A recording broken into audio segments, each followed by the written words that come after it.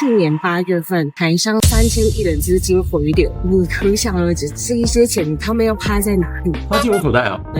商用型不动产热络背后的主要3个原因，第一个是这个标的物它若符合司法人的商业使用，那它可以拿来自用，又或者商业型出租。第二个，普遍商用不动产的产权比较单纯，而且多数位在精华地区，时间拉长来看也有都更改建的时间效应。第三，平均地权条例上路之后，司法人他们购置住宅型不动产采许可制，但是商用型不动产没有这个限制，所以很多司法人在资金的配置上就把钱挪到商用型不动产。难怪我们的商办跟店面型产品这么热络。对啊，因为对于这一些高资产族群来说，他们不担心市场动荡，反而担心资金不知道摆哪里，所以这一波商办市场对他们来说就是最好的进可攻退可守的资产避风港。